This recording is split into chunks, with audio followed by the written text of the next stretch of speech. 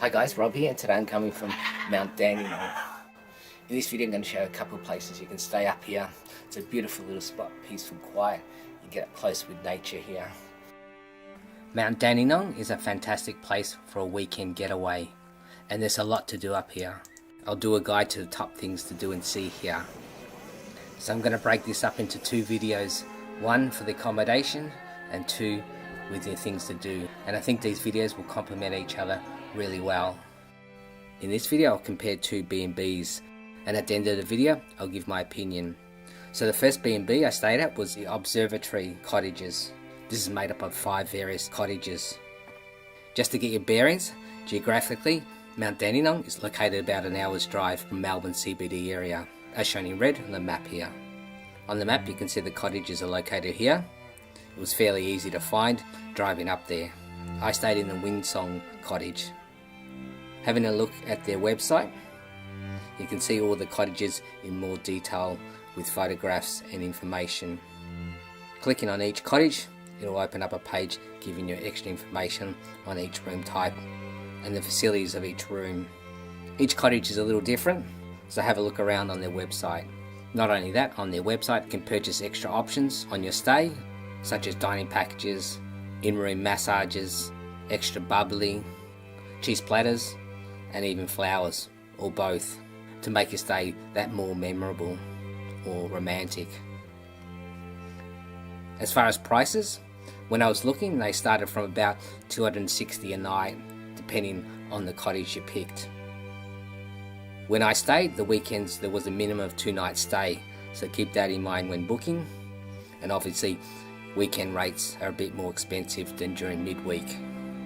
So if you go midweek, you'll get the unit a little bit cheaper and you can stay 1 night. Anyhow, this will give you an idea of how much you expect to pay. I did try checking rates for well into the future. The best I could see was from around $250 a night. Not a lot of difference. Also looking at sites such as Trivago, it was showing whatif.com as the cheapest rates. Hotels combined had some similar rates, as well as TripAdvisor. So when you're booking, have a look at different websites, or if you have points with a particular booking site. So to the cottage themselves, I'll just show the room I stayed. There's on-site parking. They do send a text to your cell phone prior to arrival, explaining on how to get into your room. It's also worth checking out the cottage's rules and regulations, such as there's no room service if you stay less than 7 days. My cottage was just a short pathway from the car park. The veranda here was just perfect to sit outside, and there was a barbecue on one side. The cottage had a lot of window area to let the natural light in. As you walk in the room, it looks stunning. Something like out of a glossy magazine. Nice and open and a really good size. Just what you need for a special luxurious getaway. Looking outside the windows, you get these lovely views of the gardens, and you know you're in for a real treat. There's not much of a view of Melbourne's skyline. It's a bit covered by trees. Need more? Just add the spa for that ultimate relaxing getaway. Sit back and enjoy the serenity. It doesn't have to be romantic, you can just get some of your you time. Beautifully decorated, as you can see. On the coffee table there was some wine and glasses and some chocolate. There's a log fire, which I didn't use as the weather was still quite mild. I filmed this in mid-March. There was a TV, reverse cycle air conditioning, dining table and a nice comfy bed. With the curtains drawn, from the bed you could get beautiful views of the garden. There was a kitchen. It had all the features and facilities to cook with. Inside the fridge there was some food for breakfast with eggs, bacon, yogurt, milk. There's butters and jams and a couple bottles of water. Inside the cupboard you can find all the cutlery and knives and forks. There was tea and coffee making facilities, as well as cereals and toast.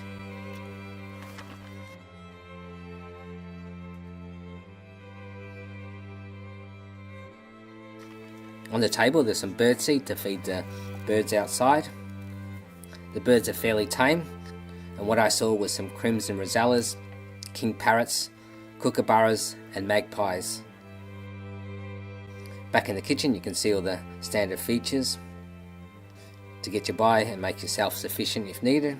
If you wanted to eat outside, it's possible to walk to the Sky High restaurant. It's about a 5-minute walk away. They have a restaurant there. It's a bistro type dining. The food was pretty good. You can get some amazing views of the city of Melbourne from here. Otherwise you can just drive into town, which is less than 10 minutes away, and there's a number of restaurants and places to eat, as well as a supermarket and an ATM machine. Back to the cottage.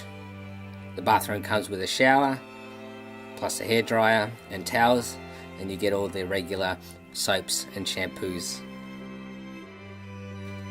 They do have internet, but it's not that great. The speeds fluctuate from poor to average.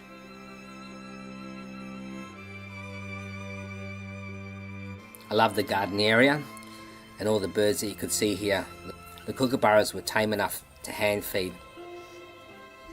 I thought that was amazing, but for some, I think that could become a bit annoying, as if they know you're there, they keep flying up all the time, and they're there at the crack of dawn, making a noise.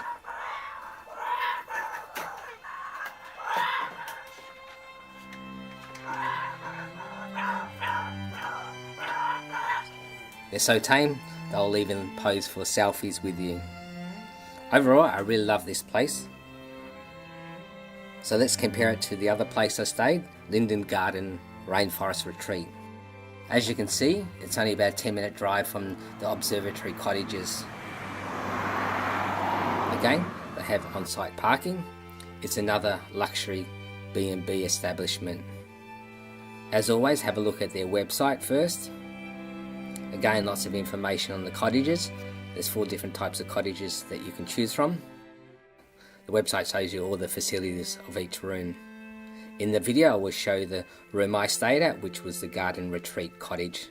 For breakfast you do get to choose from a menu, which I'll show you in a moment, and they'll bring breakfast in for you. Again, on their website they offer extra things you can purchase, such as cheese and other platters, or pamper yourself with an in-room massage. As for room prices, starting from around $290 for a midweek stay. Weekends are obviously more expensive. You can see prices on screen. Just check their website for latest rates. They also offer gift vouchers on their website. The cottages can be booked on other third-party sites. TripAdvisor had rates from about $286 with Agoda. Hotels combined showed Agoda from $289, give or take a few dollars. It was the same price on Trivago.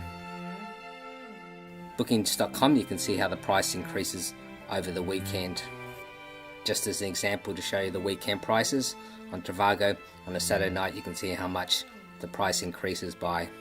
As always, check a number of websites when you're booking to see what better deals you can get. So when you arrive, there's a little mailbox. In it is your key and a welcome letter, and then it's off to your room. I've got the garden room behind, so let's have a look. It certainly lives up to its name, being the Garden Retreat. As you open the door, the bathroom is right in front, and right down the hallway on the right is the main living area.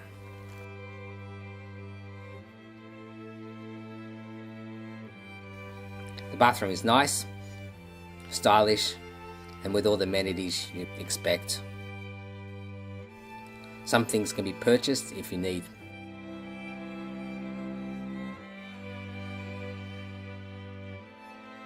Overall, pretty decent bathroom. Behind the front door there's some battery charged LED light candles that you can use around the room. So as we move down the hallway, to the left is the living area, and on the right up the stairs is the bedroom. The main living area looks stylish and a nice sized room. There's a spa to one corner. Unfortunately, in the spa you're not allowed any rose petals. Next to the spa is the gas log fire, which you can set to high or low. How romantic does that look? A perfect setting for a romantic getaway. If you want a bit of wine, there's a cabinet with a bottle.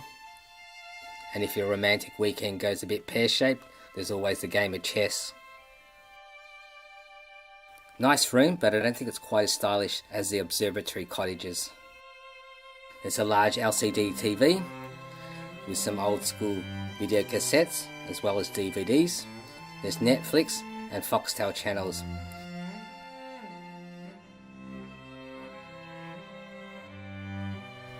The Wi-Fi here was better, but not fantastic though. You've got all the coffee and tea making facilities, toaster and a stock minibar. Inside the cabinet there's some board games, cutlery, microwave and snacks that you can purchase. Overall, I liked the room. It also had some nice views of the lush greenery outside. On the table was the breakfast menu. I tried to be a bit more healthy this time. They bring it to your room at a designated time that you pick. So up the stairs is the bedroom. Again, a nice stylish room, good size, long windows with beautiful views of the bush outside, and the bedroom had a high roof with some luxury touches. You also have another gas log fire here. It makes for a really nice cozy room. There's also a TV, but without all the cable channels. The bed was nice and comfy. Inside the wardrobe was places to hang your clothes, ironing board, as well as a fire safety bag. A nice comfortable room to stay in. So how do I compare the two B&Bs? First off, both are excellent places to stay. Fantastic luxury B&Bs on Mount Dandenong. Perfect for a romantic getaway or just indulge yourself away from the hustle and bustle. Both offer fairly similar experiences. For me, I like the interaction with some of the wildlife, feeding the birds and watching the birds. Well, that won't be for everybody. It's more of a personal choice. And that's why I enjoyed the Observatory Cottages just a little bit more. I would still highly recommend both. Excellent B&Bs, and I love to go back to both. As I mentioned before, please subscribe so you can check out my future video on what to do and see in Mount Dandenong. Thanks so much for watching, and I'll catch you next time.